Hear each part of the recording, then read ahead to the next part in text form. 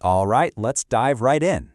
Today, we're going to boil down the brilliant message from Andrew Craig's book, Live on Less, Invest the Rest, into a super simple, actionable guide. Ready?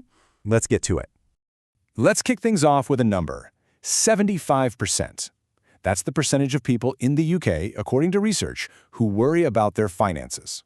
If that feeling sounds familiar, well, you're definitely not alone. But the great news is there's a timeless formula to tackle that anxiety head-on. And the answer, believe it or not, is found in this incredibly simple, powerful idea that has built wealth for generations. Live on less than you earn and invest the rest. This isn't about some complicated scheme or risky bets. It's a core principle that anyone can use. So how do you actually do it? Well, it all starts with finding the money. But here's the interesting part. The first step isn't about cutting out every little bit of joy from your life. It's actually about a simple but really powerful shift in your mindset. This is a fantastic psychological trick from the book called Reframing. See, instead of getting hung up on the pain of saving 10%, which can feel like a sacrifice, you just flip the script. Focus on how you can best spend 90% of your income. It's a subtle change for sure, but framing it as an act of planning your spending instead of restricting it makes hitting that 10% savings goal feel so much easier. Right, before you even think about putting a single penny into the stock market, the book really hammers home two non-negotiable steps. Getting these right is like building the foundation for a house. You wouldn't start with the roof, would you? First up, pay off any expensive debt. We're talking about things with high interest rates, like credit cards or bank loans. And the reason for this is absolutely crucial. Second, build yourself a rainy day pot. This is just cash in the bank, maybe 1 to 6 months of your salary, to cover you if life, decides to throw you a curveball. And this analogy from the book just nails why paying off that debt has to come first. Think about it. The interest you're paying on a credit card is almost always going to be higher than the returns you'll make from investing.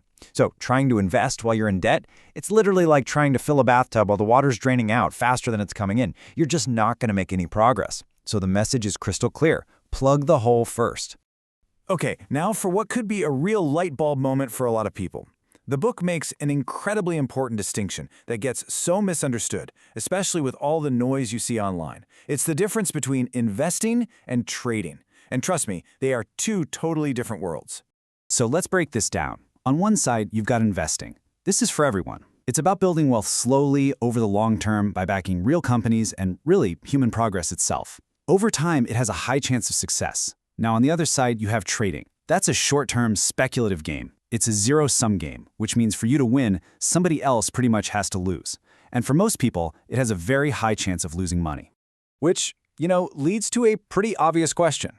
The book points out that it's a well-known fact somewhere between 70 and 80% of people who trade trading end up losing money.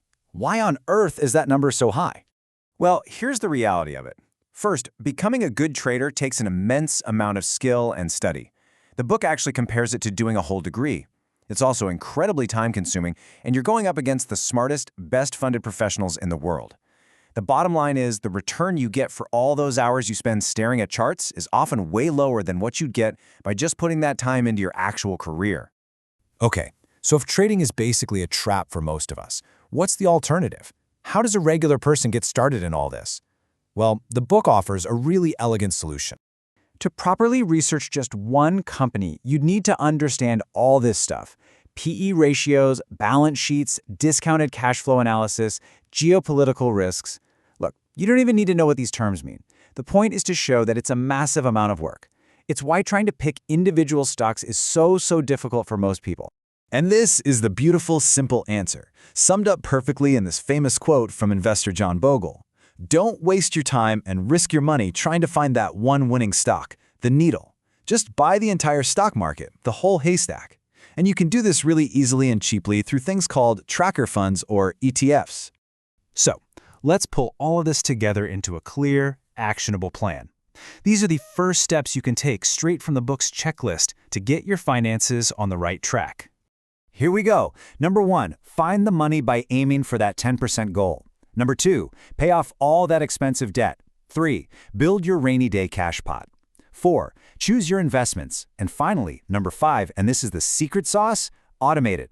Set up direct debits so your investing happens automatically every single month without you even having to think about it. So just remember, this whole thing isn't about getting rich quick. Building wealth is a marathon, not a sprint, and it's something anyone can do if they just follow these simple, timeless rules. The only question left is, what's that one small step you're going to take today?